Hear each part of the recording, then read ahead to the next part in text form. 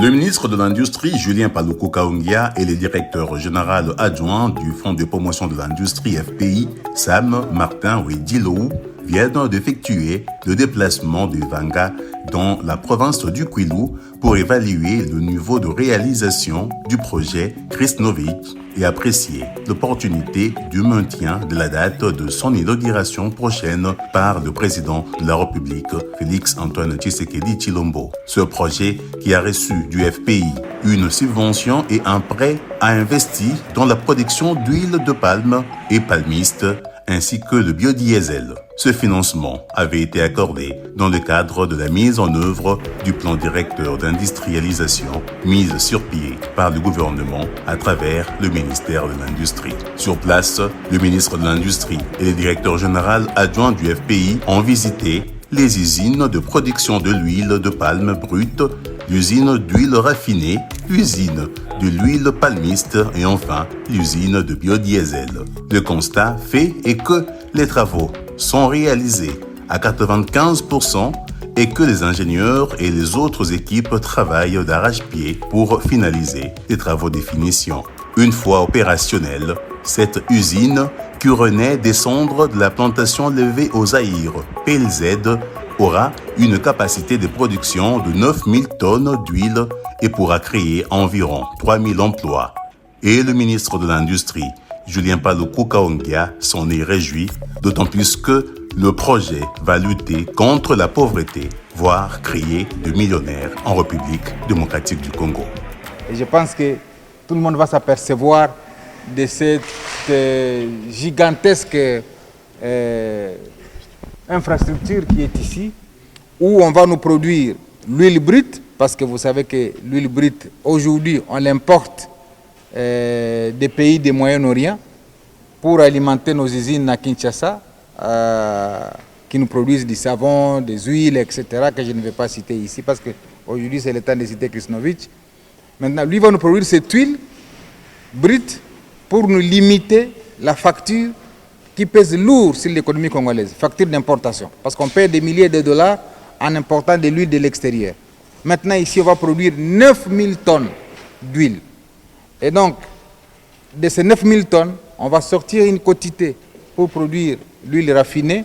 Et de cette huile raffinée, on va innover en Afrique centrale, en Afrique tout entière, pour produire le biodiesel. Ça veut dire c'est l'utilisation, cette fois-ci, du carburant qui est moins polluant en substitution du carburant ordinaire. Et donc nous rejoignons encore la vision du président de la République qui a toujours dit que le Congo, c'est le pays solution. Donc à partir de Vanga, ici, dans le Congo profond du Kwilu, on va produire le produit, si vous pouvez mettre la tautologie, qui est la substitution du carburant, pour que nous ayons le biodiesel qui est moins polluant, qui est une énergie verte et qui va permettre la RDC, encore une fois, de se hisser au diapason des pays qui luttent contre le réchauffement climatique. Donc c'est un sentiment de satisfaction. Nous sommes venus avec le directeur général adjoint du Fonds de promotion de l'industrie qui vient d'être nouvellement installé pour qu'il voit lui-même qu'est-ce que la FPI a pu faire et qu'est-ce qu'on peut encore apporter comme accompagnement, parce qu'on ne peut pas laisser ce projet en cours de route. Et beaucoup d'encouragement aux promoteurs congolais. Voilà les millionnaires congolais que le président Félix Tshisekedi a voulu créer. Et donc, ils seront encore des milliers comme lui qui vont être accompagnés par le gouvernement. C'est la raison pour laquelle il faudrait que ces images soient diffusées pour que les gens voient que des Congolais peuvent réaliser de grandes infrastructures comme celle-ci. Et donc, que le gouvernement, lorsqu'il voit la bonne foi dans un Congolais, ne va pas hésiter à devoir l'accompagner. De son côté, le promoteur du projet, Yancente Kabamba, s'est dit satisfait de la mission de supervision mixte ministère de l'Industrie et FPI, et quant à la date prévue pour l'inauguration, il a affirmé qu'elle ne pourra pas être maintenue pour donner suite à certaines contraintes techniques. Je dirais qu'on est plus ou moins à 95%. Nous nous souvenons qu'il y a une année, on a reçu la visite de la délégation gouvernementale. Et de cette délégation, c'est, disons, dégager une subvention nécessaire pour notre projet.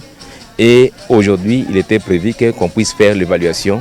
Et je crois quand même qu'à l'issue de cette évaluation, Son Excellence le ministre de l'Industrie a déjà donné ses impressions et que c'est assez satisfaisant. Mais sauf que la date que nous avons planifiée d'inauguration le 15 novembre n'aura pas lieu. Il y aura peut-être un retard de quelques semaines parce qu'il y a quand même quelques matériels à ajouter.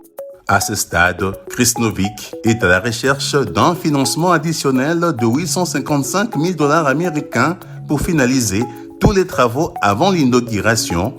Le directeur général adjoint du FPI, Sam Martin Wedilou, en a pris bonne note et a promis que des évaluations plus poussées seront faites avant d'envisager une suite à la requête du promoteur de ce projet.